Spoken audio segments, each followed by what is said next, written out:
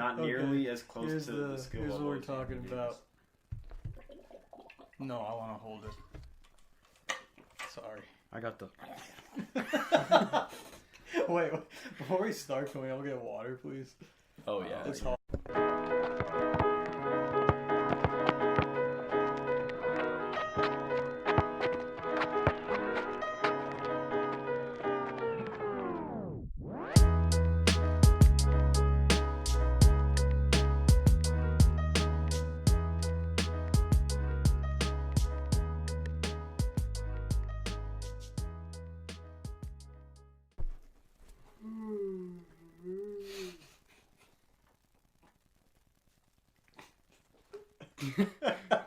What? He's like, okay, recording, and it's just like... All right, welcome back to the Contested NBA podcast, everybody. I'm Max Tepper. This is Ethan Cope. Say what's up to the people. What up, what up? Alex. What up, what up? That's Alex Toma.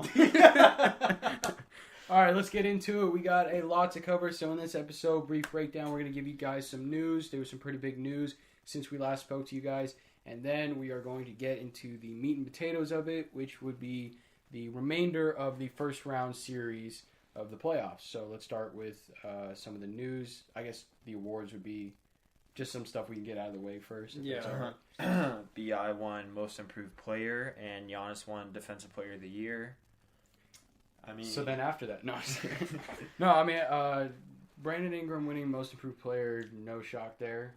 Could have been. I don't think it's a shock, but the more I look at it, the more I think Bam. I would have given it to Bam. Yeah. Yeah, it's not a shocker that Ingram won it. I don't think it was like a robbery that he did, but my vote would have gone to Bam for sure.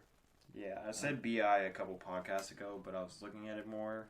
I was looking at the numbers more actually recently, and I just feel like it definitely could have gone to Bam. And his Bam's impact, I feel like, is higher on both ends of the floor. Yeah. Too. So Well, I mean, Brandon Ingram regressed a lot defensively. And, that whole Pelicans team. yeah, regressed a lot. No, for Like, sure. no defense. But that's another thing is like Brandon Ingram, and I keep saying this, was already starting to improve at the end of last season. Nobody remembers that. I don't know why I'm the only one, but he was starting to average like I remember it was like that. a few weeks. He averaged like 26 points, and then he got the blood clot and was out for the rest of the season. On to Defensive Player of the Year. Giannis Antetokounmpo won. All the advanced stats point to Giannis being the clear favorite, even though I probably would have gone with AD. Same. Me with too. Anthony Davis. Gotta agree on that one. I think he's just such a he's the anchor of that offense and just defense. I'm so sorry, but he's just the anchor of that defense, and he's one of the best shot blockers in the game, and he's just a really elite defender, obviously. But I don't know. But that's another thing. It's like you look at the Bucks' advanced stats. It shows that they're one of the greatest teams of all time. So advanced stats can be misleading, but Giannis getting it doesn't totally surprise me. And also, I feel like I know the Lakers have some solid defenders around AD, but I really don't think they're like elite defenders. Like Danny Green once upon a time was an elite defender. Avery Bradley once upon a time. Okay, I'll get into that when we talk about the Lakers series. Okay, but I'll let you talk. They're still solid, but like you said, AD's the anchor of that defense, and he was my pick. He sets a for tone Defensive too. Player of the Year. He sets a tone for the Lakers too. And I mean, he's surrounded by great shot blockers, which again I'll get into later, JaVale and Dwight. But I mean, AD is the guy, and he's the guy that's down the stretch. He's playing the 5, whether he likes it or not. He's playing the 5. He's adding that rim protection. He can guard wing players pretty well, but I mean, you get into the paint. Well, I don't know about that one, but I mean, depends it's just against Paul George. Paul George just does good against the Lakers. I don't know why. And Kawhi.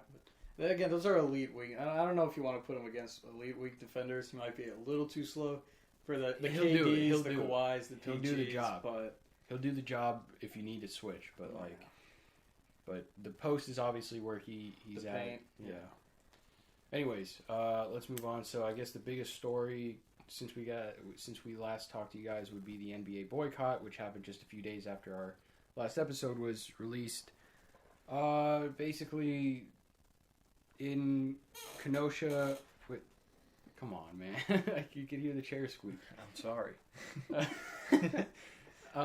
In Kenosha, Wisconsin, there was obviously another shooting of an unarmed black man. Jacob Blake, the Milwaukee Bucks, since that was so close to their home, felt that they should take initiative, and they chose to boycott their game. Letting anyone know. Right, and it was a shock. It was like a decision made 10 minutes before the game. Yeah, no one was expecting it. And the actual plan for them was to, like take the L for that game. And they were supposed to be down 3-2, but the Magic were like, nah, well, we're not going to do that. We're going to, like, roll with you guys. Wait, how would the Bucks be down 3-2? Because the original plan was for them to forfeit the game and just be down 3-2. But the Magic didn't accept the forfeit. The series was 3-1. Which, so good for the Magic, man. Wouldn't they be up 3-2? Not down 3-2? Did I say down 3-2? My bad. They would be up 3-2. I was confused for a second. Yeah, they would be up 3-2. So, and of course that was kind of like a chain reaction for the rest of the day. The rest of the games weren't played, and then the day after that, and then also the games weren't played. The ripple into other sports leagues as well. They also boycotted. So I mean, the NBA is taking initiative to influence sports leagues, across the. Yeah, soccer, baseball, and hockey all had games boycotted that week as well. Mm-hmm. And after the boycott, I think the WNBA too, right? Or yeah, they had some other. No, the WNBA boycotted games too. And after the boycott, the players in the bubble got together with like the owners, and that was interesting. All the reports. Yeah, coming I don't know. A lot of the reports seem kind of like a lot of cap. Yeah, a lot of players were saying like the Pat Bev cap or the Pat Bev situation was cap, and that the Lakers and Clippers being the only two teams to vote no. There's a report that LeBron was talking like he was above everyone else. Yeah. So that's and the younger players weren't feeling it. Yeah. They're like, nah, you're not talking to us like that. But what came out of the meeting, I don't remember all three of the things, but I know one of them was that they're going to have the voting. They're going to make the polling in all the arenas. All arenas. Oh, yeah. They're going to push for all arenas to become polling sites, which is interesting because I don't want to get too into COVID, it. I guess during COVID times, the arena's big. It might be easier to kind of keep the whole social distancing thing going on. But it is interesting that they wanted to push for more in-person voting. But I mean, the whole point is that to get more people to vote, and so. And then, and that's obviously, I don't know. I guess I just stand with the players on this one. Like, I understand every single decision that they made, and I think they made the right decisions overall. It was very interesting that our two LA teams, we don't like each other very much, but this is one thing that we really like. We really stuck together on. Yeah, man. But I mean, like you said, I was with the players. If they wanted to boycott, if that's what they want to do, if they really want to cancel the season, then I guess I would have sided with them. But it seems like the players got what they wanted out of the boycott in the meeting with the rest of the owners. So I do think for them, the main positive to take away from this is why the main positive why we should keep playing, or they should, is keep spreading their message. Keep spreading their message. And this was kind of a wake up call because. They kind of, they had the names on the jerseys. They had the Black Lives Matter on the court, but they didn't. After that, it wasn't, they want to spread it more. It needs to be more than that, and it wasn't just symbolic. This was a wake up call for them to really take action, and you see that with players really, they're keeping an eye on their owners' actions, and they're looking at what their arenas can do for the election. So. I think overall it was positive, and hopefully, something comes out of it because these players, as much as it may seem like it, they don't want to be protesting this kind of stuff. They just kind of want to play basketball, but unfortunately, things happen. Yeah, and just add on that real quick, like you said, they want to play basketball. Lou Will said after the meeting that kind of the Lakers and Clippers, they were pretty heated at the time, so that's why they didn't want to play. But after sleeping on it, they realized it was this is our job, this is what we have to do, and we can keep spreading our opinions and messages throughout the rest of the playoffs. So right, I thought another good point that Jaylen Brown made was if you're going to go home, you can't just go home and sit. Like, you got to go home and then you're going to start making a change. But when you do go home, you kind of lose that platform because you're not on national television at the time anymore. Exactly. I mean, as much as going out into the streets and whatever and protesting is, that would be beneficial to the cause if we were to do it, because we don't exactly have the platform that they have. For them, I mean, they're on one of the biggest stages in the world. Literally in the world. So they have so many eyes on them. Yeah. And they even have some unwanted attention too, which I won't get into. But yeah, man, Yeah, I was just to more power to the players, man. Yeah, I'm with the players for sure on that. So yeah, can't disagree with their decisions. So I also guess not really our place to. Yeah, I mean, what are we gonna do if we disagree? Yeah, but I mean, it would be like just terrible. Like if I'm a fan of the players, I'm not just like I'm a support. I don't know. That's just like if I'm a fan of who you are and what you do, and part of what you do is not just playing basketball, but you have a life outside of it, and so and I think that's the main point with the boycott. So I think people they kind of look at these guys as just sport robots, just entertainers. No problem. And that's always such a stupid thing in my opinion, because it's like no one is just their job, But anyways, So I'll move on to let's move on that note. Let's move now. on. I said we weren't going to get political, so maybe we should just end it here. Yeah, well. Anyway, so let's get into playoff talk. All right. Let's the first round as of tonight. Today, what's today, by the way? Today is September 2nd.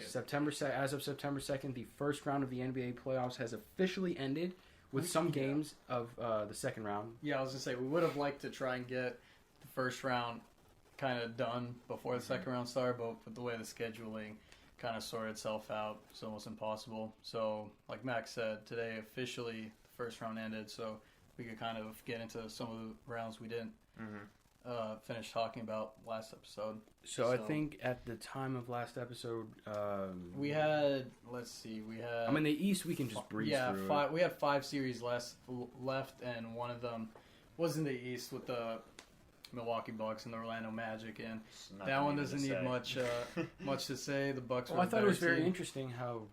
I don't care. There's nothing interesting after. Yeah, no, I don't. Game 1 was a fluke, and then Milwaukee literally blew them out every. The Magic kind of made a run a little bit in that Game 5, but then Milwaukee pulled away. Yeah. So. Yeah. Sorry, Magic. No disrespect, but you did. What was that thing that was you sent to the group chat? It was like Magic have completed this season with a completely respectable season, but yet completely forgettable. Yeah. Which is every season. They're the best Game 1 team of all time, and they're the most you did good, but who cares? Yeah. So. Did they even do good though? They did no. They did really good for their standards. They got the 8th seed in the East. They're not very good, but hey, good for them. For their standards, they did well. Yeah, I'm a big fan of Air Vooch, so. Air Vooch? Yeah, Vooch. We're done with the match after that comment. Anyways, let's move on to the other side of the country, to the West. I think we should go to Lakers-Blazers first in the West, because that was the least interesting series of the ones that were left. I had fun, dude. I'm sure you had fun. I had a lot of fun. Obviously, so we left off on Game 4. So Game 5, it was pretty clear what was going to happen. It was very unfortunate. Damian Lillard got injured, and it all fell apart for the Blazers. But I mean, CJ and Melo put up a fight. They did Until the end. Yeah, no. CJ and Melo. Shout out to Melo that's for the culture right there. Yeah, Melo, it was dope to see Melo kind of have his little flashes. Yeah, there. It's fun. But I mean, and that's the same thing that I was going to bring up with the Clippers and Mavericks. It's like, once you piss off these elite teams, they're the boot and you're the ant, and they're going to stomp on you. So once they pick it up, they're gonna steamroll you all the way. Yeah. And you saw that, and the Lakers are ready now to face the Houston Rockets with 6 days of rest, which I think that might throw them off a little bit. We Yeah. talked about that earlier, but the Rockets barely squeaked past the Thunder. Yeah, well, we'll talk about that in the next episode with the second round. Yeah. So like I was saying though, one thing I was really proud of in this series was the Lakers' perimeter defense, which I thought would take a dip with Avery Bradley leaving. But Danny Green, as much as we shit on him for not being able to hit shots, he's a really good defender. I would say He's what good. I've seen, he's really. I mean, he's making big time steals. He's making smart defensive plays. He just can't do shit on offense, which is half the game. But you know what? I'll take that over nothing. And hopefully he'll find his shot going forward. But that's, we didn't mention this yet, but LeBron and AD were also like pretty good in that series. Yeah, LeBron had like a 50-piece triple-double. Oh, yeah. Since we just don't care about numbers. No, I'm just saying. You guys don't get that, but it's a whole thing. No, yeah. He was the LeBron and Anthony oldest Davis player to get a 30-point triple-double. Not a 40-point, a 30-point triple-double. Right, because he did not score 40 points. Yeah. LeBron and Anthony Davis look really good. I really like the way all the Lakers pieces are fitting around them, even though there is no clear third option. I really do think that these players fit well into their system. Off the catch and shoot, off the pick and roll with JaVale and Dwight, and they're cleaning up boards, so everything is okay, and I can't complain too much about it for now. Yeah, Lakers definitely had the best first round performance in the West. I mean, it was kind of like how the Bucks beat the Magic. Like, there was one fluke game, and then they wiped the floor the rest of the way. Pretty much how it was. I think... Well, I'd say the Lakers fluke game was way worse than the Magic fluke game. Well, I know, but... That was a historically bad shooting night. Okay, but after that, they wiped the floor against the Blazers. It was a gentleman's sweep. And it looked like... All right, you don't need to get upset. Dame and CJ might have put up, like, points and stuff, but, like, none of the shots they got were easy. It was very tough. I think Nurkic could have been and they were more effective that series, too. Inefficient as well. And well, Nurkic was pretty good. Nurkic was good. Whiteside he was better than I thought he was going to be. Usual. I feel like he didn't have as much as an impact as he did in like the seeding games, which I guess makes sense. Yeah, he kind of looked a little tired. Like Nurkic kind of looked exhausted. He looked mentally exhausted. Well, when you go up against Anthony Davis, who's really the defensive player of the year, it gets tough. Yeah. Well, that's just tough. That's just what I'm saying. Hassan Whiteside also just can't play Yeah. basketball, can't play offense. Okay, and That's he- it. Can't play Point: basketball. the Lakers were the better and superior team to the Blazers, and whoever actually picked the Blazers, you guys are nuts. the whole like point. every NBA analyst Yeah. ever. The whole point of basketball is to put the ball in the hoop, and I don't think Hassan Whiteside gets. Sorry, I'm still on. All right, we'll move on. Unless you guys have anything else to say. No, not I mean, much for the Lakers-Blazers series. Okay, then let's get into Clippers-Mavericks, which is the second quickest. Second most interesting series in the West. No, First round. no, because you have the two. Actually, games. yeah. Well, okay, so here's the thing about the Clippers. Thunder Rockets. Well, it doesn't matter. Let's just talk about Clippers. So the Mavericks. Clippers-Mavericks, like I said, the Mavericks lot of won beef. 2. What? A lot of a beef. lot of. Oh yeah, no, that was a fun series to watch. It was really he was getting a little chippy in there. You know what I'm saying? A little. Loved It it. got pretty chippy. No, it was really good. They busted Luka's ass, and unfortunately, you guys are just gonna fuel Luka to become the greatest player of all time. That's okay. Yeah, but Luka, Larry Bird, Doncic. Man, pretty much, dude. I mean, He needs to be he's lot a better special on talent. defense. I mean, his And first he needs to playoff shoot series, he's averaging close to like a 30-point triple-double, yeah. which is amazing against two really good wing defenders in Paul George and Kawhi Leonard. That's his name, right? Kawhi Leonard? They call him like, The Claw. The claw. But I after really- the Mavericks had that game winner, I was like, oh, this is not looking good for the Mavericks because I knew they're going to stomp the Mavericks. Clippers After are gonna that. wake up. Yeah. Man, after it was 2-2, I was a little I wasn't more so nervous about losing. I was more so nervous about Doc just like continuing to like fuck up as much as he possibly can. And the series really should have been done in 5. Like no, it really should have. They really should have. Kristaps got ejected the first game. If you want to talk about that, and then he was You can talk about injured. that. He was injured for 2 games. And Hey man, I didn't have my starting point guard. Cry me a river. Patrick Beverly, dude. Yeah.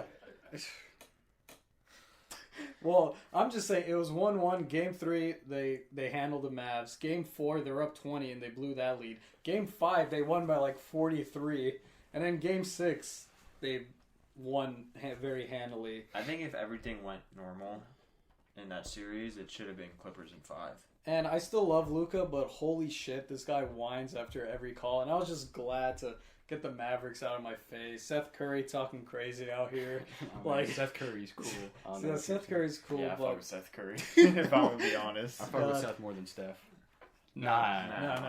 But, and I was glad I really to hope see... Seth Curry doesn't listen to us. I was glad to see Marcus Morris rough up Luka Doncic a bit. That was good to see. You were happy to see that? Yeah. The man almost injured Luka. He definitely... Like 7 times. In Game 6, he definitely deserved that smack to the head that Morris gave him.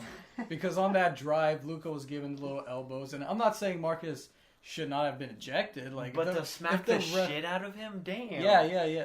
Well, he should have. And I'm happy it wasn't... that he... Okay, also, I don't think it was deserving of a flagrant 2. Like, just objectively speaking. Flagrant 1, But definitely. I wasn't mad with the ejection. He did hit the ball. He did hit the ball first. That doesn't matter. He karate chopped him. Yeah, but... Tim Hardaway smacked PG in the face, but no one cared. Hey. Because it's Paul George. That's what I'm saying. Yeah. But I'm just... Yeah. Hey, all me and my homies hate Paul George. Yeah. Yeah, no. But... Sorry, Alex. No, yeah, we do hate Paul George. I don't hate that's Paul fine. George. You can hate Paul George. He'll just drop. Playoff P will actually play playoff P in the Lakers. See, we'll talk about that later. But I'm just glad to get Luka out of my sight. The Mavericks out of my sight. God, they were annoying as hell. Fucking cry. I knew they would. I knew they'd be really annoying. Morris said, "Cry me a river, Luka." And just one more thing: when Luka said, "I don't want to talk to Marcus Morris because he's been saying a lot of mean things to me," grow the fuck up. Are you kidding me? Oh my god. You guys don't understand. It's really funny because Alex is like this really like objective analyzer, except when it comes to the Clippers. The Marcus Morris situation. He fanboys a lot, and it's really funny. God. Cry me a fucking That river. was a little soft, if I'm going to be honest. Yeah, what are you talking? That was very soft. But I still They'll probably toughen up a bit, like in a few years. Oh, as the great Skip Bayless said, Luka is a wolf in sheep's clothing. That's exactly what he is. I would really Skip love. Bayless has also spewed a lot of bullshit. Yeah, but that was factual. I'd really love for Luka to play against like Jordan and Patrick Ewing, and then say like they said a lot of mean things to me. Like I didn't really like it. Oh my god, bro! The shit out of him. Yeah, Jordan would fucking rip him a new asshole. Yeah, well, I'm done with that series. Yeah. All right. So moving on, let's talk Nuggets. Jazz. You guys want to talk Nuggets Jazz or Rockets Thunder? We'll talk Nuggets Jazz. I think Nuggets just Jazz. because Rockets Thunder played tonight. Yeah. All right. So I honestly did not pay. I'm guilty. I didn't pay enough attention to that series except for you ain't gotta Game admit 7. it, dog. They're gonna know if I start saying some bullshit. So. The media fed you your opinions on the series. God. No, I'm not. I don't have any opinions except for Game 7. I really thought the Nuggets were done. Me too. Really I was like, there's no way they're coming back. The Jazz blew them out. I think it was literally 3 games in a row that the Jazz blew them out. I don't remember Game 2, but for sure Game 3 and 4 were... Actually, Game 4, we watched it here. It was close. The Nuggets won Game 1, and then I think the Jazz blew them out a couple times. And then it was a close game for the Game 4. Uh-huh. Jazz pulled down and out. They won by 3-5 around that. And after that, I was like, Jamal Murray the went Nuggets bonkers. are fucked. And After that, Jamal Murray went Then he averaged crazy. 40. It was it's 30, high 30s, I think it was. No, I'm the saying series through he games averaged 4 and 37. 6, he averaged... It was something like 46 points. Yeah. 40. It was somewhere in the 40s, but then overall for the series, it was 37 points per game. But pretty much For Jamal Murray? Yeah, for Jamal Murray. And then Donovan Mitchell, I think, was 35, I believe? Yeah, Game 5 and 6 was pretty much just a back and forth with Jamal Murray and Mitchell, and both teams playing no defense. But then in Game 7, I know we kind of expected probably another crazy scoring output That was in Game 7. But, I mean, honestly, looking at it, that's usually how Game 7s probably go, though. I mean, it's a lot more tense. Those are young guys. I know Jamal Murray has played in 2 Game 7s already in his career, but it's just that Game 7 is just a different vibe for He didn't sure. show up. I think He didn't. That's what true. I took away from Game 7, though, is that Nuggets are a really good team. They're a really good team, but they are nowhere close to elite. They are not contenders at all. I mean, yes, they came down 3-1. That's really good. But, I mean, not being able to defend as well as they could have, yes, they were missing Gary Harris and Will They've Barton. been one of the worst defensive And teams Jokic since all-star break. Jokic is kind of ass on defense. I wasn't expecting such a poor Yeah. performance defensively. He was from getting him. cooked in the pick and roll, but yeah, and late in that game when the Nuggets were up big and the Jazz started to come back, I really thought the Jazz were going to pull off that comeback at the end. I think it was Gobert had that dunk that should have been an and one. I don't remember who scored on the other side for the Nuggets, but then that crazy ending where the Nuggets didn't run the clock out. They shot a fast break layup, missed it, and Conley almost got the game-winning three to go down. I know, literally. I know. And okay, so then that brings us to Donovan Mitchell, who I think we all like. I don't know. Donovan Mitchell to me like just didn't make that many improvements in the 3 years. Like I didn't see that much of a difference. But come playoff time, he's a different animal. Mm-hmm. I mean, he is. For sure. I mean, yeah, that team didn't play any defense, but I mean, still scoring 50, 57. Man, it sucks. It was sad to see. 57 was in the loss. Yeah, Imagine if he had helped that game. but They could have won 4-0. it was kind of sad to see how. Yeah, I think he was also really emotional at the end because he was the one that turned the ball over at the end. Yeah, When- Gary Harris got that key steal. Yeah, he kind of like, I guess, got kind of real- an out of control drive to the hoop, and he lost it. But he was destroyed after the I game. got, And I then got real Joel Embiid and Giannis vibes when they were walking after Kawhi eliminated. God, I was like, I've seen this before. dude, and And I then saw a Tariq- tweet. Someone was like, everyone was clowning Joel Embiid for crying, but everyone's like praising Donovan Mitchell and not making yeah, fun but of him. that's because Embiid's a little bitch. Chill. But people like D-Mitch. God. Jesus. You're not Yeah, gonna that's call just me, Embiid a bro. bitch when he gets Ethan, the traded to Celtics fan over yeah. here. Bro, I'm sorry. Embiid's a crybaby. Yeah, I mean, kind of like Luka. Is he not? Yeah, I mean, he is. Come on now. Let's just be Getting a real. little off topic there. I'm just What? a really big fan of everyone. So, God. is that everything we have to say? I don't know. I mean, I just. That mean I that will, Jazz say, Nuggets I will say that Game 7 just proved that Jokic is obviously still the best player out of those Yeah, two he's teams. the best player on that court. I'm He sorry, didn't but he's play the like it only all one. series. He's the only person that came to like. hit that Kareem at the end. He's clutch. I've Someone been saying he's tweeted extremely something. He clutch. was like, someone tweeted out. I was like, every time Jokic shoots, it's one of those like, oh god, fuck. And then he makes it. You're like, oh, okay. Because he has that really like slow wind. He has like that I know. slow wind up where he comes. It's like a Larry Bird almost, but it's like crooked. I don't know. And he comes all the yeah. way behind his When head we were and shoots watching, like that. when we were watching the game, and he fell to the floor, and he like ricocheted off. His body like ricocheted off the floor back up. Oh my god, it's so funny. He Do you guys- totally there's- bounced off the Yeah. floor. There's a part in game 4 where Jokic is like reaching for the ball and he falls on the floor and he first of all he takes like 7 seconds to fall and once he falls he bounces. It was weird. It's so funny because it was such a long and slow fall God. because he's like 7 feet and chubby. I know. And I it's know. just It was where me and It's Max just so said this in the funny, group chat. It was like when people have the like crazy weight loss, but then they play a game and they look don't look exactly like they've the lost same. weight at all. Yeah, no, I thought Marcus Gasol and Jokic. and Jokic were supposed to be like skinny legends now or something. Mm-hmm. that's the media just trying to feed Yeah. you. Your Yeah, I opinion. don't know what happened. They look the exact same. Yeah, I know. Jokic and Marcus Gasol don't look like they've lost any weight. Marcus Gasol looks actually fatter than he did like for sure. before quarantine. Probably. But Overall, I'd say Yeah. I'd say that series was a lot more interesting than I thought. I thought that was going to be the worst series out of all of them. Yeah. Just to watch. Like I thought it would. It was who I cares? mean, it was pretty Yeah, my much initial- game 1 was interesting. 2, 3 were blowouts. Game 4 was close, and then Jamal Murray went bonkers. Yeah, and then Game 7 was cool. I mean, Yeah, it was- even though it was a low scoring game, I still was entertained at the end. Like it was Yeah, a good man. finish. Yeah, people gotta appreciate It was defense, a little. It was a Yeah. little. especially in today's NBA. Yeah, exactly. It wasn't so much defense. It was just. It was a not lot of hitting missed shots, but I mean, But still, I wasn't mad to see a nice 1980 score. Jesus, 80 to 78. 80 with like a few minutes to go in the fourth. Bro, people do that in like a half now. I know that's crazy. The Lakers did that in a half. Yeah, I know. We always gotta talk about the Lakers, huh? I'm sorry you're bothered by kidding, I'm facts. Okay, Want to so move on to the fun series yeah, that Thunder had the not Rockets. so fun ending? Yeah, that Oh God! All right, so I Thunder was Rockets.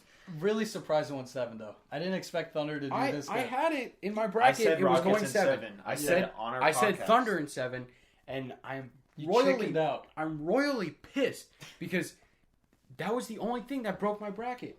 Other than the actual like games themselves, I had every team winning perfectly except that. But I mean, I'm kind of crazy for going for the underdog. Every higher seed won. You're just a little bored. Oh, actually, no, that's not true. But I was thinking, The okay, Pacers if lost. anyone could like really upset Houston, besides every like the LA teams, it would be OKC because Chris Paul knows their game plan. They can match him at every position. Chris Paul was freaking amazing. CP3 was in a game dog. 6. All right, so let's I recap love the series. CP3, Let's man. recap the series. The Thunder go down to 0-2 And in both were blowouts, Mhm. and then they come back in game 3 and 4, which were both close. which were both and They that burned it out. just goes to show that the Thunder are really good in close situations. And who has the second most clutch points in the NBA this season? CP3. Chris Paul, and they have one of the best closing lineups with one of the highest offensive ratings. That 3-guard lineup with Gallo at the 4 and Steven Adams at the 5, which did not work today. Clearly. Yeah, and we'll talk about that later. I think Lou Dort should have gone some 5 minutes at the end there. Against the Rockets. Yeah, Lou Dort at the 5. Gotta love Luke Wentz Dort. So then let's talk about Game 6 because that was obviously like Rockets had that in the bag. yes, They had it and they blew it. Yeah, yes simple for as that. various reasons. And there's a big debate on was it James Harden's fault more or Westbrook? Or I'm gonna say it's Westbrook's fault. Or another thing was it Westbrook. more Westbrook throwing the game or more Chris Paul leading the Thunder back? I mean, in that In situation, Game it always 6, goes both yeah. ways. In Game 6, I would say more CP3. CP3 was like you said, a dog in that game. That was Yeah. like a vintage CP3 like, Chris was a Paul dog game. that Like series for the most he part. played 40 minutes that game. Yeah, And that there was cool. They were plus 20 in the 40 minutes he played, and they only won by like I don't even remember what they won by. 4. But 4, yeah. It was They won by like, 4 plus 20, 40 minutes played. I mean, that just shows like Chris how much Paul- they needed him when he was like on the bench. They were like falling apart without him. Chris Paul is just Yeah. an amazing player, man, and that's why I'm like such a huge fan of him, even though he was a Clipper. But I like that team, dude. I like that team. I Yeah. like Lob City. The Thunder are they're a very likable team. Yeah. All the Laker fans listening to this are gonna like boycott the podcast now. Yeah. I don't care. So our friends. Yeah, I've been salty. God. a bunch of dumbass Laker fans. Honestly. I said it, bro. I said it. The NBA community looks at Laker fans like the world looks at the United States. Like, God, just like, just what are these toxic. guys talking about? You know? But and then today, Game 7, that was like that whole game was wire to wire. Mm-hmm. That was a Yeah. close. I mean, most of the time the Rockets were leading, but the Thunder were right. They were like 1 or 2 shots away. Thanks to Lou Dort.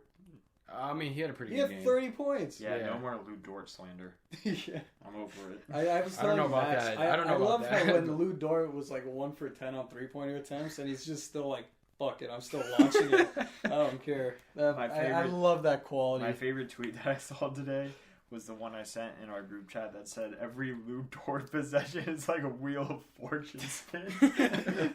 No, it is though, because I have no idea if he's just gonna like make it or if he's gonna like miss it horribly, And like, at- horribly. at- Or if he just completely just plays for the Rockets that possession, just gives And them the ball. And Game 7 was weird because James Harden didn't really play well. Westbrook didn't really play well.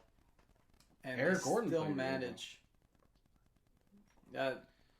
They still managed to pull it out. Rocco hit a lot of big threes. Rocco and Eric Gordon pretty much were the big producers of that game. And the last play of the game, James Harden got kind of pretty much the game-saving block on Lou Dort, and I really thought Lou Dort was gonna. I thought he was gonna make it. I was okay. So That was let a me- remarkable. I- That was. Yeah. I'm not kidding. That might have been the highest like IQ like best defensive play I've ever watched. It was Like luck. live. It was luck. James Harden made a defensive play for the win in a Game 7. It's luck. Come on, dude. That was better I'm than just saying. LeBron's block, in my opinion. Let me. 2016. No, I'm kidding. That was Let me, a great block. Yeah, he no, jumped all right, to yeah, dodge the. It was a great block, but it was luck. What do you mean it was How was a block luck? It was luck. You don't want to give. So you guys, He's spooked for next series. No. Obviously, Harden has picked it up defensively. He did not show up offensively, but defensively he was definitely hustling and sticking on the ball really well. Let me tell you guys my experience watching that, because I was like, oh, Lou Dort, 30 points. He's about to get 33 right now. He shoots it. And I'm like, why did the ball just go straight up? That's what I thought. And I was like, wait. Well, James Harden. Because I was like, it took me a moment because I was like, shouldn't the ball get smaller as it goes far away? But I was, it didn't. I was like, what just happened? And I was so shocked. But then it was after what happened. It was what happened after that pissed me off for the game. Yeah, the Thunder. But before that, as great as CP3 has been, me and Ethan were kind of talking about it. He almost turned the ball over like 2 or 3 different times. CP? In the fourth, yeah. No, CP3 struggled those he last struggled few late. Yeah, he struggled late, but which is ironic because he had that quote at the end of Game 6. You know, that's exactly what I was thinking about that quote while he was doing all that shit. And some people show up. Some people, what is it? Some people he did before like those last 3 minutes and like those other games, but he missed a lot of close ones late in the game. But and he turned the ball over a couple times. Yeah, but the worst play was the inbound pass from my boy Shea. Well, also the missed free throw by Gallo.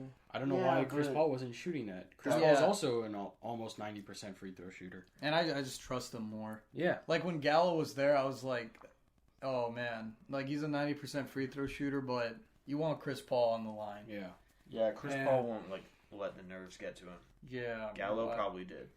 And I feel like it might have been even harder with no fans. Yeah. I don't know. Just complete silence. Yeah. I have no idea. I can't speak on that personally. And that ending play, Shea Gilgeous-Alexander inbound why to the Steven hell Adams. are you inbounding? Why did you not draw up a play for Schroeder or CP3? Shea, Alex, you and I are fans of Shea, and to be honest, he did not look very good in this series. He looked decent. He hit that big 3. He did hit that earlier, big 3. but then. But overall in this series, he's kind of shied away. Yeah, he's been a little on and off in that series, but I mean. But Dennis Schroeder, Chris Paul, those are the guys, and Gallo for stretches in some games were the guys that really carried the Thunder through the 7 games. And Dort's defense. And can't not mention Dort.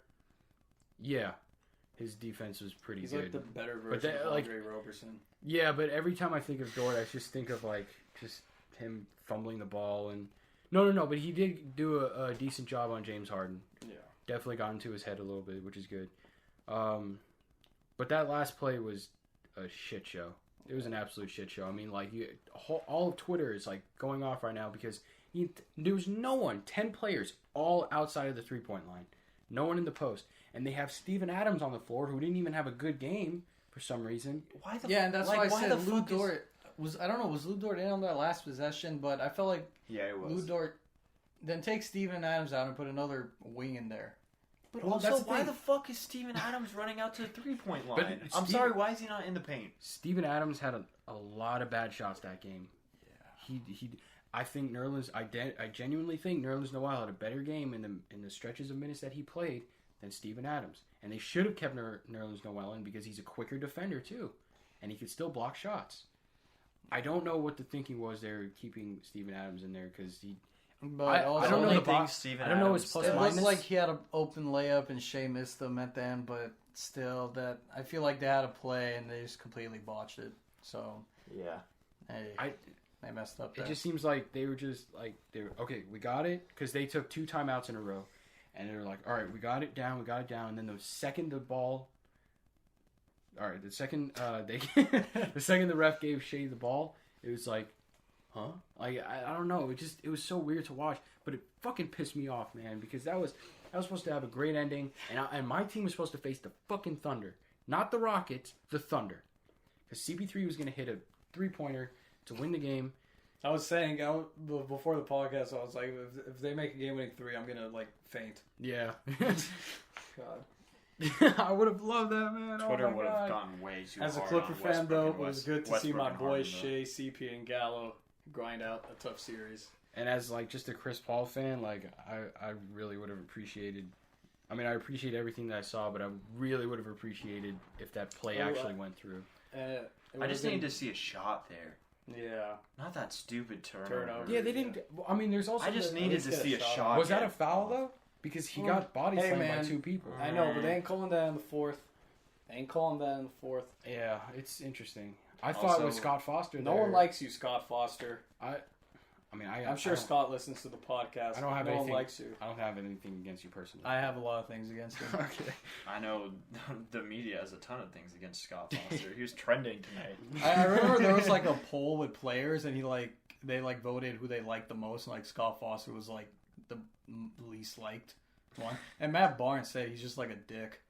He's just arrogant, and he's like very disrespectful like to the players. Like you can't talk to him. So maybe I am interested. That was a little off topic. Like I wish I was a player because I kind of want to know like when these refs make dumbass calls. There's like calls you miss, and then there's like what the fuck were you looking at? Yeah. It's like when you go up to them and ask what's up, and sometimes they'll be like, "I'll get you on the next one." Like that's my bad. But when they don't say that, what do they say? Like I don't like I genuinely want to know that as a fan.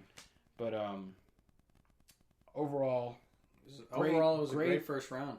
Great first round in the West. In the West, not in the East. Terrible first round in the East. Not terrible, but like I don't really think you can say terrible. It just wasn't suspenseful. I don't know if we mentioned the 4 teams that advanced were just way superior. I was gonna say compared to their I don't know opponents. if we mentioned this in the last pod, but did we mention Pacers Heat? That was also another sweep. Yeah. In the The East. Celtics, Heat, and Raptors had already advanced. Yeah. Okay. And then what else is there? That was so basically, in conclusion, great game, terrible ending. Not just because the Thunder lost, but like just they just fell apart, and it just wasn't fun to watch anymore.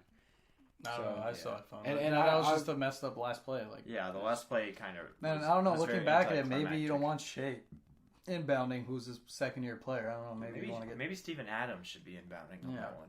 I don't know, man. That's true. I mean, he could see over all the players. He was the tallest one on the court. Yeah. Overall, it was a great first-round series in the bubble. Mm-hmm. Bubble's lit. Yeah. That's all I got. It is lit. It does make me miss like the home court advantage, though. Yeah, for sure. I feel like it definitely changed the outcomes of a lot of games. Yeah, maybe some even games, some series. Yeah. But that's just me. I'm not too sure. I think for the first round, it went pretty according to plan. Everybody that won was supposed to win. Nuggets kind of scared. Yeah. Someone. I mean, either way. Oh, you? No, Grant. Oh. We had a friend that bet like $500 on a 5-team parlay, which I don't recommend any of you do because that's crazy. But the Nuggets like almost lost him. The parlay. Nuggets going back from 3-1 save. I just lost 5 years off my life. Yeah, that was a little for the culture. Yeah, a little for the culture. For the culture, I think the only thing for me, the only thing is just like getting to know some of like what Carmelo Anthony still has, what Chris Paul still has, Donovan Mitchell and Jamal Murray going off. Their future's bright. Yeah. That for me was the culture and like how Luka we kind of but we kind of already knew Luka. But I feel like that his performance that first round really cemented like this dude is the future. Yeah. But we definitely got to know Donovan Mitchell and Jamal Murray a little bit better, and of course there's all the Jamal Murray memes, which I will never.